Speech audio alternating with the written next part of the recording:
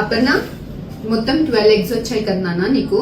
ఈ రోజు day 5 embryos మొత్తం 7 వచ్చాయి. అన్ని కూడా టాప్ క్వాలిటీలో ఉన్నాయి.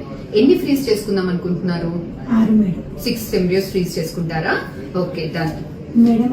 ఇట్లా ఫ్రీజ్ చేసుకున్న ఎంబ్రియోస్ నెక్స్ట్ ఇయర్ వరకు ఏమన్నా సో ఓకే, ఫ్రీజింగ్ లో ఉన్న ఎంబ్రియోస్ తిరిగి మళ్ళీ నెక్స్ట్ ఇయర్ పెట్టించుకుంటే ఏమన్నా ప్రాబ్లం అవుతుందా అని చాలా మందికి డౌట్ ఉంటుంది నాన్న. ఎంబ్రియోస్ ఫ్రీజ్ చేసుకుని తిరిగి మళ్ళీ పెట్టించుకోవాలి అంటే ప్రెగ్నెన్సీలో సక్సెస్ రేట్స్ ఏమన్నా తక్కువ అవుతాయా? అబార్షన్ కి రిస్క్ ఎక్కువగా ఏమన్నా ఉంటుందా?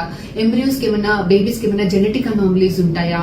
ఎంబ్రియోస్ ఎక్స్పైరీ అయిపోతాయా, ఖరాబ్ అయిపోతాయా? ఇలా చాలా డౌట్స్ అడుగుతారు. కాకపోతే ఫ్రీజింగ్ వల్ల ఇప్పుడు టెక్నాలజీ చాలా డెవలప్ అయింది. సో ఫ్రీజింగ్ వల్ల ఎంబ్రియోకి ఎటువంటి డ్యామేజ్ ఉండదు. ఎంబ్రియో ఒక్కరోజు ఫ్రీజ్ చేసినా 10 years ఫ్రీజ్ చేసినా సేమ్ టు సేమ్.